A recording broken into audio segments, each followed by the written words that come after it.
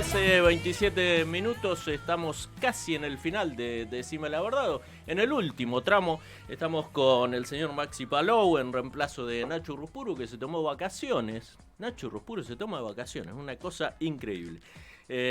Bueno, Cristian Jiménez en la operación de audio, el señor Reguito en la operación de video. Y ya estamos con Martín Coan, escritor, docente universitario, autor de la novela Bahía Blanca. Buen día, Martín, ¿cómo estás? ¿Qué tal? ¿Cómo estás? ¿Todo Ahí bien? está, todo bien. Bueno, un Me alegro. gusto tenerte de nuevo en Decime la Verdad. Hace unos años habíamos hablado con vos y justamente con Maxi Palou, allá en el Rondó 29 de la Universidad Nacional del Sur, gracias al- a la conexión que hizo el señor Mux, Exactamente. ¿eh? Entre nosotros y vos, Martín. Así es. Bueno, ¿cómo vivís el Día de la Independencia Argentina, vos, Martín? Día normal. Día normal. Bueno, coincido. Día normal. Coincido plenamente. Día normal. Eh, ¿Querés agregar algo, Maxi? No, me interesaría saber, Martín, ¿cómo te va? ¿Qué tal? ¿Es un... ¿Argentina es un país independiente? Es un país independiente de la corona española, que Eso, es lo que se claro. celebra hoy. Pero después, como sabemos, este país, como todos los países del tercer mundo, no es una desgracia singular Argentina. Los países pobres, como el nuestro, los países del tercer mundo, como el nuestro, entran en otras formas de supeditación y de dependencia. Ningún país, digamos, no, para los que tenemos visiones internacionales, ningún país es exactamente independiente. El entrelazamiento se da entre todos los países, pero por supuesto que se da ese entrelazamiento con posiciones dominantes y posiciones de subalternidad. A nosotros nos tocó estar del lado del mundo de la subalternidad y por ahora viene siendo así. Bien, bueno, arrancamos distinto a lo que teníamos Sí, pensado pero bueno, arrancar con Martín, pero pero es muy interesante siempre conocer las apreciaciones que tiene sobre distintos distintas temas. cuestiones, distintos temas. Vos sabés que al principio del programa le comentaba a Maxi que una especie de exaltación también de la vuelta del desfile por el Acá en Bahía 9 de Blanca, ¿no? julio acá en Bahía Blanca. Y bueno, a mí esto es algo personal, lo tengo que decir. No me va mucho la cuestión esa, viste, del desfile con los tanques y que van a pasar aviones rasantes, viste, aviones de guerra, me parece totalmente afuera. No sé cuál es tu mirada sobre esto de los desfiles. Bueno, expresan una concepción, yo diría, pertinente, dentro de lo que ha sido y sigue siendo una formulación de un imaginario de identidad nacional. Eso es lo que creo. Quiero decir, no, yo no lo comparto, yo tampoco me entusiasmo, Ujú. pero no me parece exactamente incongruente, no diría que es incongruente. Ajá. La formulación del imaginario, de nuestra identidad colectiva, de la argentinidad, la formulación de un imaginario de origen o de una mitología de origen de la argentinidad, ha colocado a la guerra en un lugar central. Ujú. No es que no tuviera una significación histórica enorme, la ha tenido como en todos los países, digamos, que constituyeron su Estado Nacional a partir de luchas de independencia, en todos los casos, digamos, los países que sean, por lo pronto, todos los de América, digamos, que han sido colonias, y que pasaron por un proceso de independencia, en un proceso de lucha anticolonial, pasaron por ciclos de guerra. Todos nuestros países pasaron por ciclos de guerra y también pasaron por ciclos de guerra los países así llamados centrales.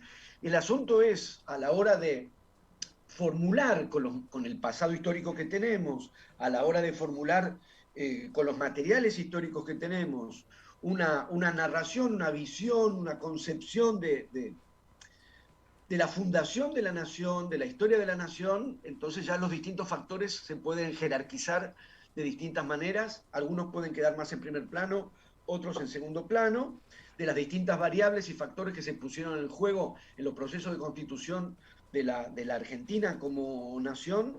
La guerra era uno de los factores, por supuesto, pero ha quedado especialmente subrayado, es un factor que ha quedado especialmente en primer plano. Si pensamos en el 25 de mayo, uno ve ahí, de 1810, uno ve ahí un componente fuerte de participación popular y gesta cívica. Podemos pensar incluso lo que pasó en Tucumán el 9 de julio de 1816 y también nos podría remitir a un imaginario semejante. Y sin embargo, diríamos a la hora de narrar una historia nacional y a la hora de postular un imaginario de fundación de la nación, las figuras de la guerra y los héroes de la guerra son los que han quedado en el centro de la escena. Desde ese punto de vista, como decía, conjugar un imaginario de la nación o una celebración de la argentinidad con el factor de la guerra, como dije, no me entusiasma, pero no me parece incongruente porque la identidad nacional se trazó fuertemente en esos términos. Interesante Sí, sí. cómo lo dice, ¿no? Directamente, Martín. Miren, pensemos una cosa Sí, en relación a esto, sí. creo yo, para mí por lo menos es una de las claves, no digo que sea la única, que es la designación y la consagración de la figura de, no ya de héroes nacionales, sino con más potencia todavía, de padres de la patria. Ujú. Es una designación muy fuerte Sí, en la tal cual. cultura de la identidad argentina, incluso nos daría la impresión, o por lo menos a mí me daba la impresión, de que cada patria viene con su padre de la patria.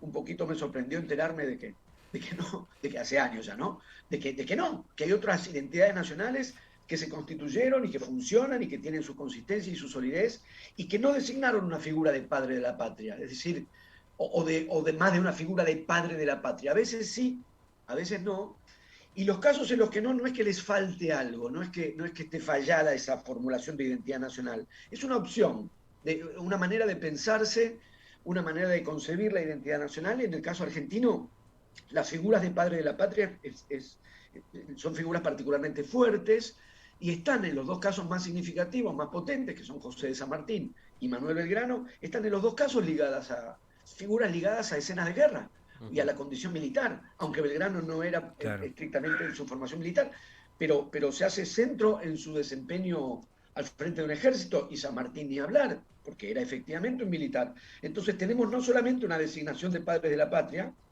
sino una consagración de padre de la patria focalizada en figuras ligadas a la guerra. De manera que, como digo, el desfile que me comentás que está ocurriendo ahí, como acá en Buenos Aires o en tantos lados podría estar ocurriendo o está ocurriendo, insisto, me puede suscitar la misma distancia que te suscita a vos, pero Ujú. no es incongruente. Bien. Bueno, Martín, el jueves se estrenó en Buenos Aires, en el cine Gaumont, la película Bahía Blanca, que tiene basamento en tu novela Bahía Blanca. eh, y bueno, ¿qué sabías de Bahía antes de escribir la novela? Tenía dos, digamos, diría por lo menos dos dimensiones o dos planos de relación con Bahía. Una, mi propia presencia en Bahía Blanca, fui varias veces, tengo familiares que viven en Bahía Blanca, una parte de la familia de mi mamá viven desde el fondo de los tiempos, o sea, desde que llegaron a la Argentina, una parte de esa familia se radicó en Buenos Aires, una parte de esa familia se radicó en Bahía Blanca. Por lo tanto, desde mi infancia, los tíos y los primos de Bahía Blanca y las visitas a Bahía Blanca son frecuentes. Ahí diría, hay una dimensión de mi relación con Bahía Blanca que tiene que ver con que la conozco, con que he estado ahí muchas veces y ya de grande además, amigos como Luis Sagasti, haber compartido espacios de literatura con Mario Ortiz. Esa es mi relación, digamos, vivencial con Bahía Blanca.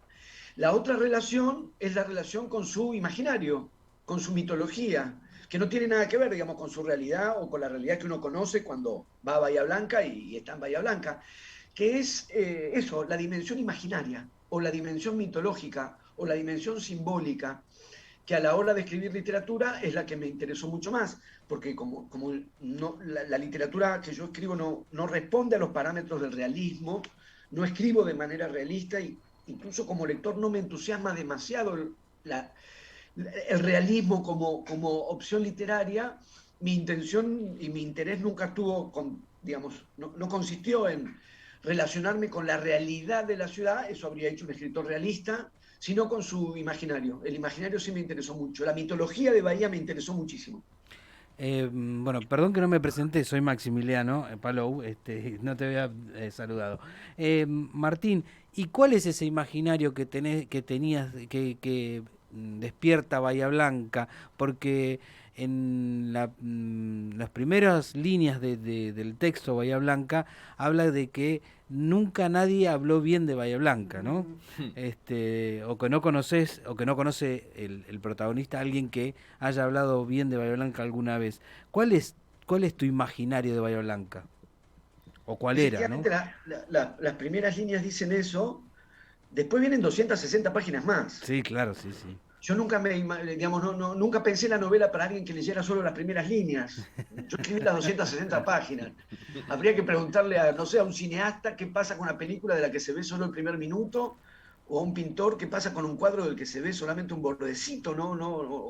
A un compositor qué pasa con una sinfonía si se escucha solamente los primeros dos compases. Yo supongo que responderán que entonces no conocen la obra.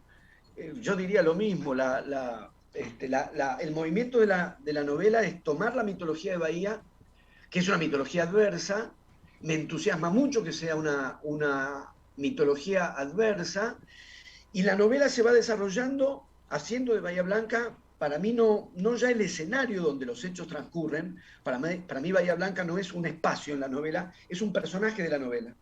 Y yo incluso enfatizaría, ya que hablábamos de héroes, para mí Bahía Blanca es la heroína de la novela, porque el personaje toma todo eso que le dicen en contra, todo eso de nadie le habló bien de la ciudad, y eso en lugar de desalentarlo, lo entusiasma. Claro. Eso en lugar de alejarlo de Bahía, lo decide a ir a Bahía. Entonces yo diría, si se pasa de la primera página a las 259 restantes, si es que son dos, no me acuerdo cuántas son. Sí, sí, sí.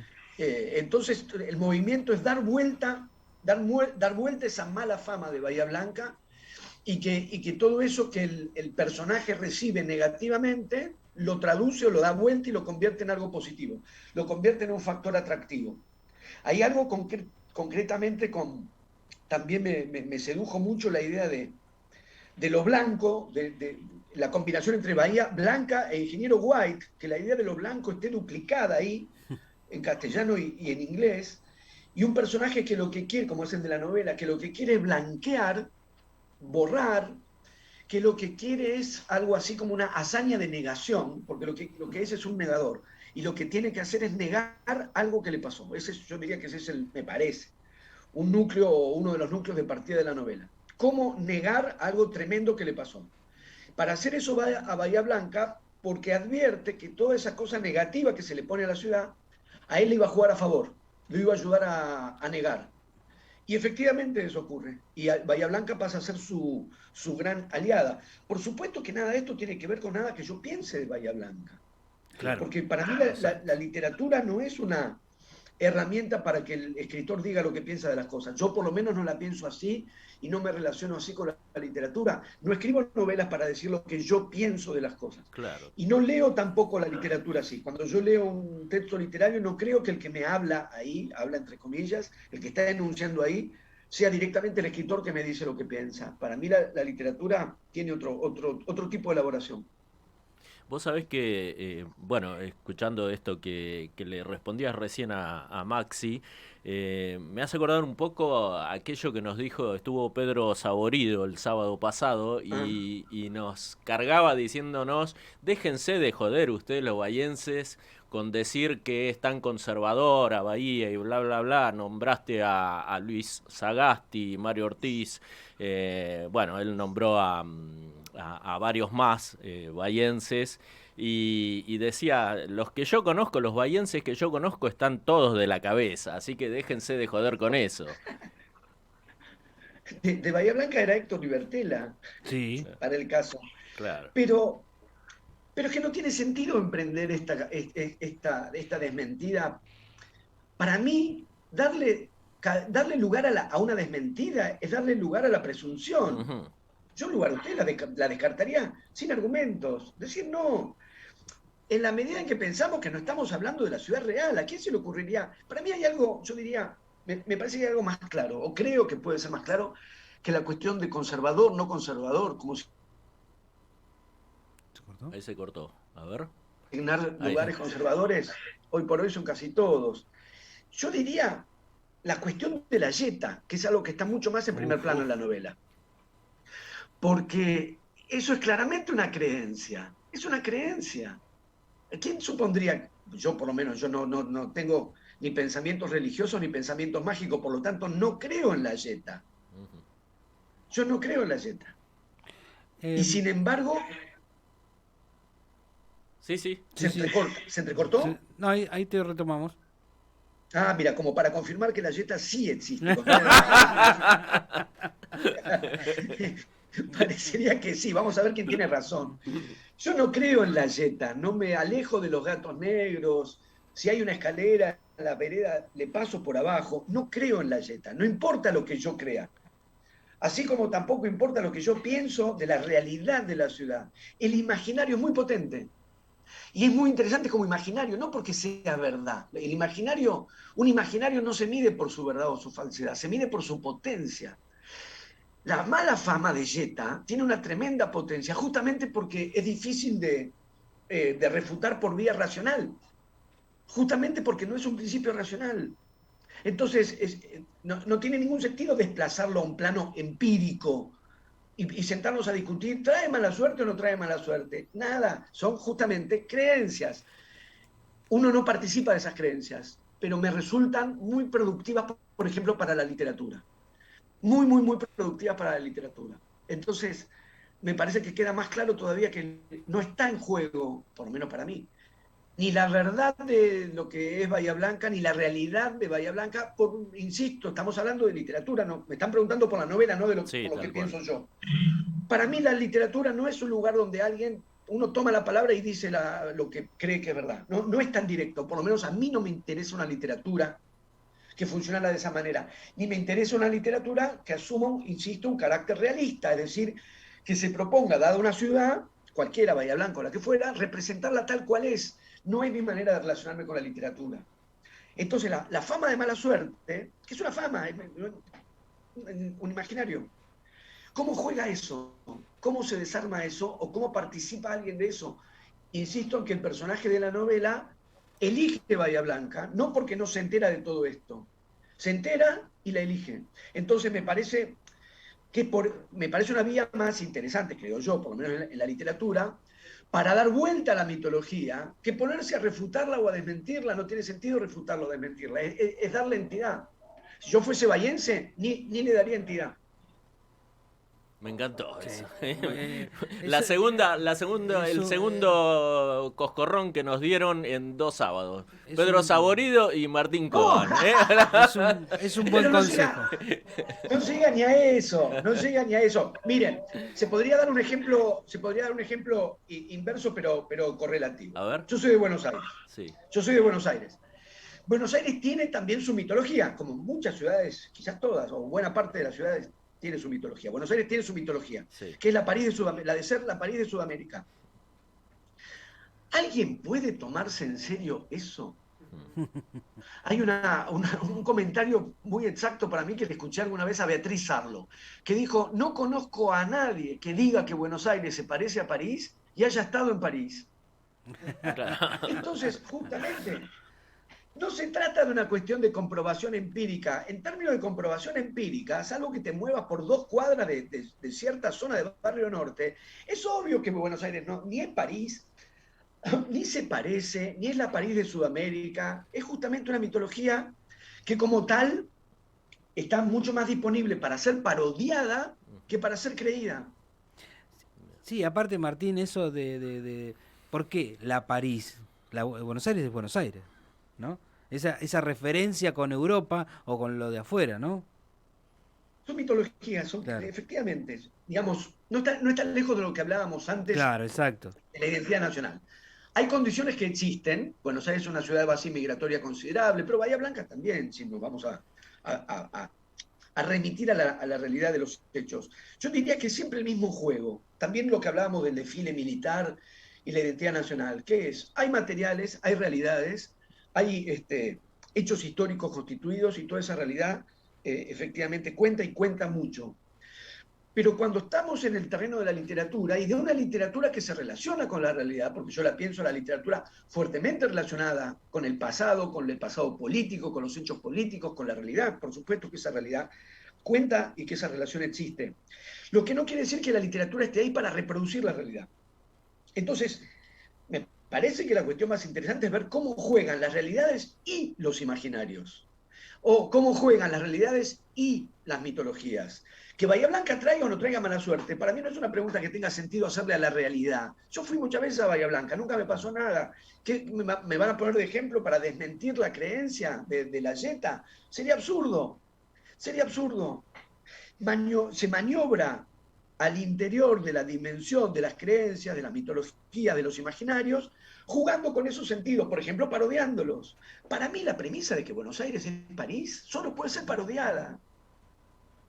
Bien, interesantísimo. Martín, ¿cuándo venís por Bahía? Cuando me inviten, allá estoy. Bueno, Estás, con Luis Agasti sí. estamos siempre pensando y tramando posibilidades, Bien. pero estamos todos reacomodando un poco agendas de cómo estuvo parado todo durante, por lo menos el 2020, pero pendiente de ir lo antes que se pueda. Bueno, eso esperamos nosotros también desde Decime la Verdad, y en caso que vengas a Bahía, por supuesto, queremos tenerte acá en el estudio. Encantadísimo. Bueno, te mandamos un abrazo y buen fin de semana para vos. Un abrazo, saludos para todos ustedes y para mis primos. Dale, gracias. Seguimos con más Decime la Verdad. Vorterix Bahía 99.1